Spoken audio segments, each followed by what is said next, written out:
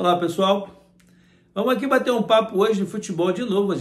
Nosso papo de futebol é constantemente. Não sai daí não, fica só um pouquinho comigo. Compartilhe com seus amigos aquilo que eu vou falar sobre Flamengo e vou dar um pitacozinho lá no Vasco também, porque eu acho importante. Compartilhe com seus amigos, dá o like se você gostar e se inscreva no canal, né? Se inscrever lá no canal não custa nada você se inscrever. Não sai daí não que eu quero conversar com você sobre o Flamengo. O que aconteceu com o Flamengo ontem à noite? Bom, o Flamengo começou muito bem, tendo pleno domínio no seu reduto, que é o Maracanã, e o Central é um time assim muito bem organizado, né? E Central de Córdoba. O que acontece com esse time? É um time que veio, não abdicou de jogar, saiu para o jogo e em alguns momentos ficou 1-1 dentro o ataque do Central contra a defesa do Flamengo, mas a defesa do Flamengo estava muito bem postada.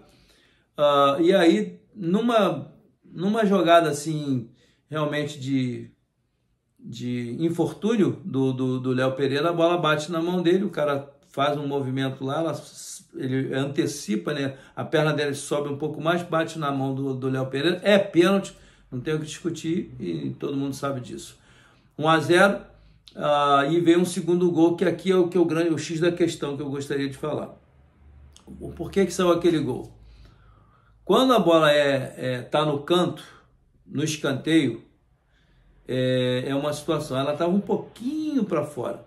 Aí o rapaz com a perna esquerda bate e a defesa do Flamengo, como quase que todas as defesas no mundo inteiro, ficam fazendo uma linha. Eu sempre falo isso aqui, a linha ela tem um sintoma de facilidade para você não ter o contato. Então quem gosta da linha na bola parada é porque ele não quer que o jogador tenha contato com o outro.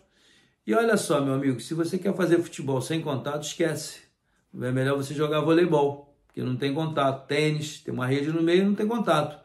Então, ali, esse tipo de marcação, há um tempo atrás, eu estava num clube aqui perto de casa, eu gravei falando exatamente sobre isso, porque quando você tem dois caras, um próximo ao outro, né, encostando corpo a corpo, ele vai ter que dividir a atenção dele com a bola. Quando a bola vier, um para tirar da área e o outro para atacar o goleiro, e foi o que aconteceu ontem. Não tinha, pode até começar a marcar, mas depois eles largaram, o cara subiu de frente para o Rossi, fez um gol até bonito, e o cara que bateu do lado esquerdo era um canhoto, ou seja, ele anulou a ação do Rossi, porque ela vem saindo dele, suponhamos, ele está aqui, né? A bola vem daqui, foi saindo, anulou o goleiro. E aí fica todo mundo marcando em linha. Essa linha aqui, para mim, ela é muito pouco inteligente, mas muitas vezes o próprio jogador não gosta de ir para o homem a homem. Então, no meu conceito, eu algumas vezes, quando eu encontro essa dificuldade no meu dia a dia com os jogadores, porque se você falar, não, eu estou mandando, o cara vai, afrouxa lá e o cara vai e faz o gol do mesmo jeito. Então é mais fácil você falar assim, vamos combinar o seguinte, os mais de estatura mais baixa vão ficar próximo dos caras. Em vez de olhar a bola, marca o cara vai, por exemplo, de frente, como se fosse a marcação do basquete. E os outros, 3 ou 4 que são mais altos, marcam a bola. E ainda tem um goleiro, 5. Então, às vezes dá para você fazer uma marcação mista, mesclada com zona e individual. Mas eu ainda prefiro, pelo menos 70% do grupo marcando homem a homem. E deixo os outros 30% só para tentar a bola aérea. Aí me sai um gol daquele ali, o que acontece? Parte da torcida vai no intervalo do jogo, o Flamengo pressionou, conseguiu fazer um gol de falta assim, bem de muita qualidade. O De La Cruz é um jogador espetacular, ele não aparece muito, ele corre pra caramba, ele é um cara que tem sabedoria, às vezes ele dá um passe longo assim de frente que não é muito justo, mas a bola dele normalmente ele desarma muito, ele arma, é um jogador extremamente importante dentro do sistema. E quando ele joga com o chileno ao lado dele, melhora mais ainda, né? E aí o que acontece?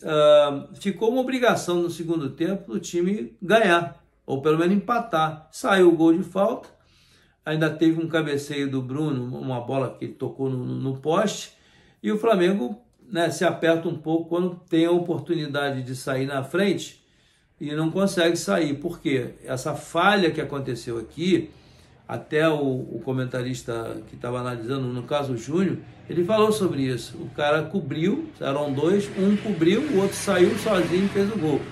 Aconteceu isso com o Zidane em 98, estavam marcando o Zidane e de repente deixaram ele escapar, ele foi e fez 2 gols de cabeça, coisa rara do Zidane fazer gol de cabeça, ele mesmo falou sobre isso. Então, esses aspectos, né, da bola parada, eu me lembro que na Copa de 2000 uma Copa depois da do Brasil, foi 2020, não sei, uma coisa assim, 14, eu não me lembro, 18, acho que foi 18, que não sei onde é que foi, nem me lembro mais, é tanta Copa.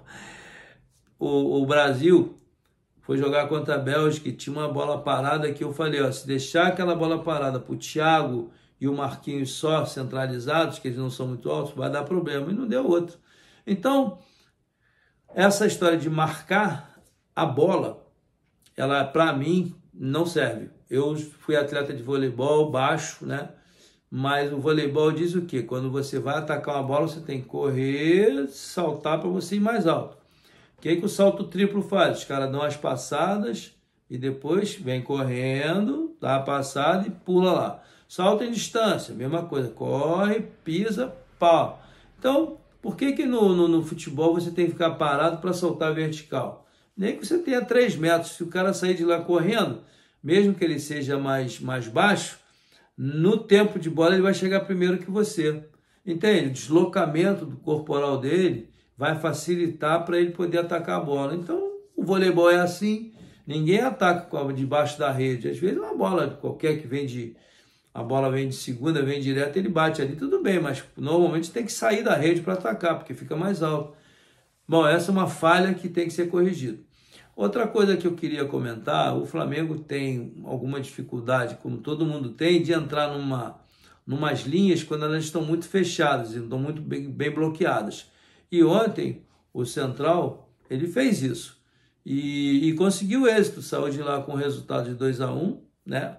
E eu vejo assim que o Flamengo perde a oportunidade, está lá em cima no grupo, mas não é para se assustar, porque a qualidade da equipe é muito boa. O Pedro agora já está pronto, né? Já pode começar daqui a pouquinho a entrar devagarinho. Aí o Bruno Henrique vai virar para o lado esquerdo, provavelmente, ou não sei se o Felipe gosta de jogar com 2 atacantes. Eu adoro jogar com 2 atacantes, como jogou Gabigol e Pedro.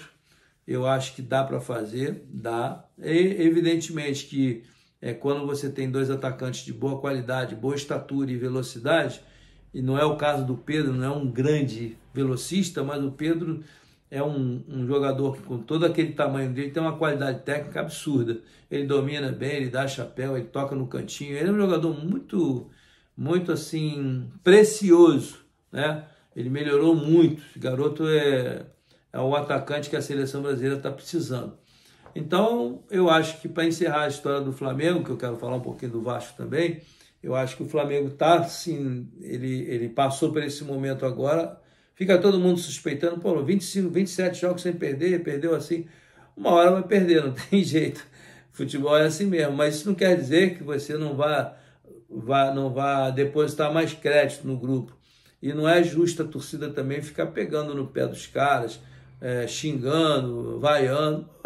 Torcedor a gente sabe como é que é, mas tem que corrigir os detalhes para que você não possa começar a acumular uma derrota aqui, uma derrota ali, começa a gerar desconfiança. Daqui a pouco vão dizer que o Felipe Luiz é horroroso, né? Porque normalmente no Brasil é assim, né?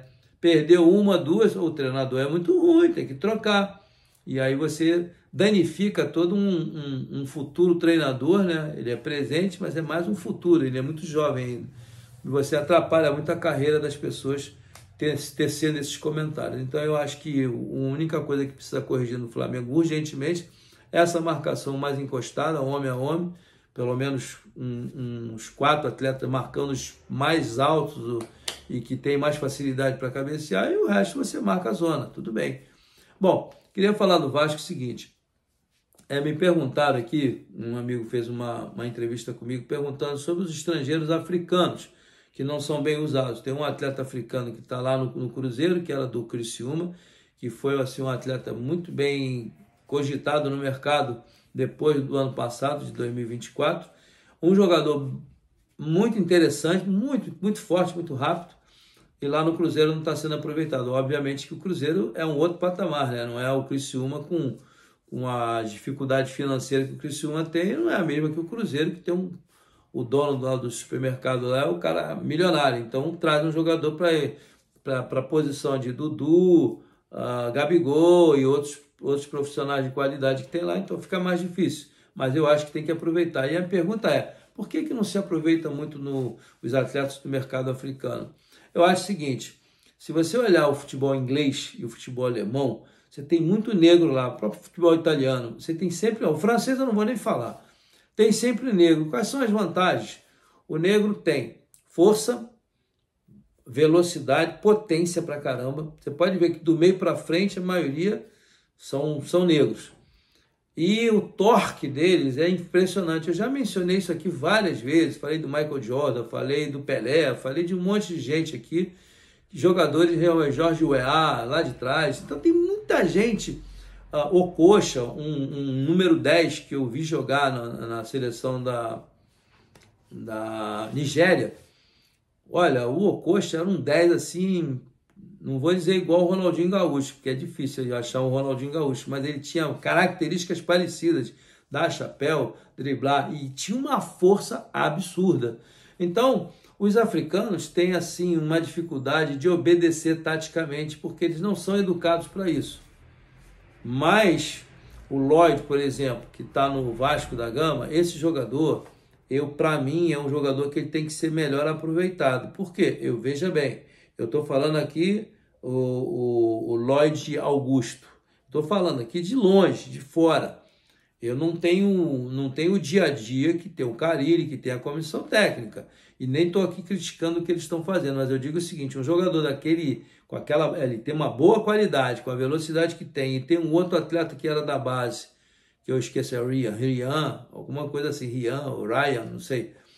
O garoto também, uma força danada, uma velocidade boa. Então a maneira de jogar é que é o X da questão. 4-3-3, eu falo isso. Por exemplo, o Nuno Moreira é um jogador português também de boa qualidade.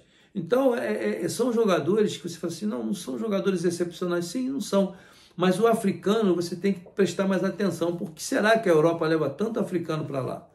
Porque os caras são ruins? Não. Por que os alemães têm sempre os africanos lá no time deles? Pode ver, tem sempre 3, 4, 5 lá distribuído lá na Europa, em cada clube.